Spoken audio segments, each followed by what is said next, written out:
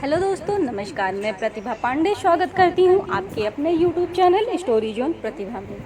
तो दोस्तों, आज हम आपके लिए लाए हैं रावण से जुड़ी कुछ जानकारी। क्या आप जानते हैं कि रावण कितना शक्तिशाली था? वैसे तो रावण के बारे में सभी को जानकारी होगी और हम आपको इस वीडियो में रावण कितना शक्तिशाली था इस विषय में बताएंगे। तो आइए दोस्तों, शुरू करते हैं। रामायण के अरण्य कांड के 33वें सर्ग में हमें शूर्पणखा और रावण के साक्षात का वर्णन आता है और इसी सर्ग में महर्षि वाल्मीकि ने संक्षेप में रावण के बल के विषय में बताया है। जब श्री राम ने जनस्थान में खर और दूषण का वध कर दिया, तब शूर्पणखा रावण से मिलने लंकापुरी में गई। यहीं पर रावण के व्यक्तित्व और बल का वर्णन है।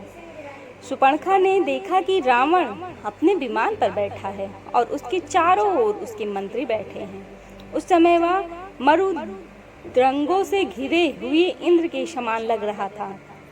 यहाँ कुछ लोग विमान को पुष्पक विमान मानते हैं, जबकि कुछ लोग उसे रावण का 7 मंजिला भवन मानते हैं। संस्कृत में बहुत बड़े भवन को भी विमान ही कहा जाता है।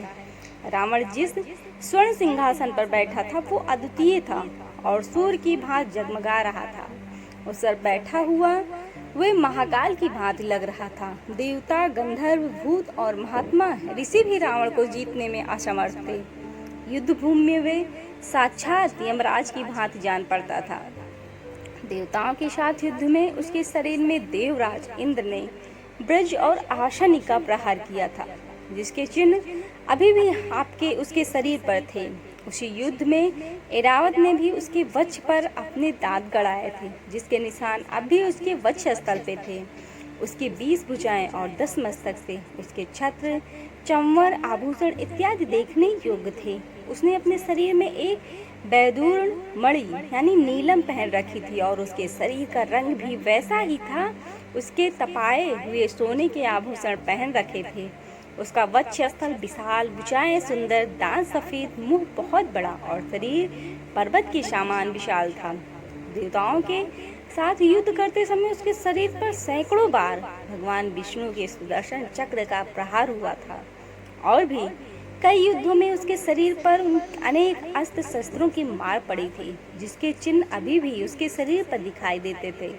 और उसका शरीर देवताओं के प्रहार से भी खंडित नहीं हुआ था। अपने उसी अंग से वो समुद्र में भी हलचल पैदा कर देता था। किसी भी कार्य को बड़ी शीघ्रता से कर देता था। पर्वत शिखरों को तोड़कर फेंक देता था, देवताओं को भी रौंद डालता था और धर्म की तो वो जड़ ही काट डालता था। वो पराई स्त्रियों के अस्तित्व का नाश करने वाला था। वो सभी प्रकार के दिव्यास्त्रों का प्रयोग करने वाला और सदा यज्ञों में विघ्न डालने वाला था। एक बार उसने पाताल की भोगवतीपुरी में जाकर युद्ध में स्वयं नागराज वासुकी को परास्त किया था। इसके बाद उसने नागराज तक्षक को भी परास्त किया और उसकी प्रिय पत्नी को हल लाया। इसी प्रकार उसने कैलाश जाकर यक्षराज कुबेर को युद्ध में पराजित किया और उसके इच्छा अनुसार चलने वाले पुष्पक विमान को अधिकार में ले लिया। और रावण क्रोधपूर्वक कुबेर के दिव्य चैत्ररथ वन को सौगंधिक कमलों से युक्त नालिनी नामक पुष्पकारणी को, इंद्र के नंदन वन को तथा देवताओं के दूसरे उद्यानों को नष्ट करता रहता था। वह इतना शक्तिशाली था कि पर्वत शिखर के समान आकार धारण करके चंद्रमा और सूर्य को उनके उदय काल में अपने हाथों से रोक देता था। उस धीर स्वभाव वाले रावण ने पूर्व काल में एक विशाल वन के भीतर 10,000 वर्षों तक घोर तप करके ब्रह्मा जी को अपने मस्तकों की बलि दे दी थी। उसके प्रभाव से उसे देवता, दानव, गंधर्व, पिशाच, पक्षी और सर्पों से भी संग्राम में अभय प्राप्त हो गया।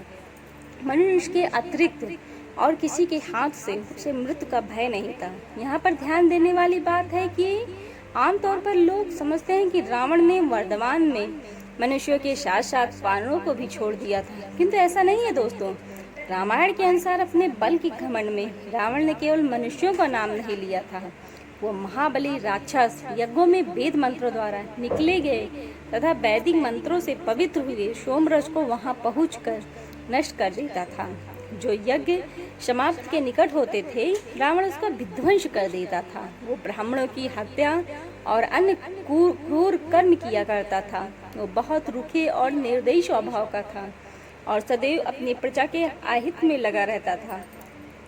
तो दोस्तों, आपको रावण से जुड़ी हमारी जानकारी यह कैसी लगी, आप कमेंट में ज़रूर बताइएगा और हमारे चैनल को लाइक शेयर सब्सक्राइब जरूर करिएगा। और हाँ दोस्तों, लास्ट में बेल आइकन दबाना बिल्कुल मत भूलिएगा और वीडियो अच्छी लगी तो लाइक का बटन जरूर दबाइएगा। धन्यवाद दोस्तों।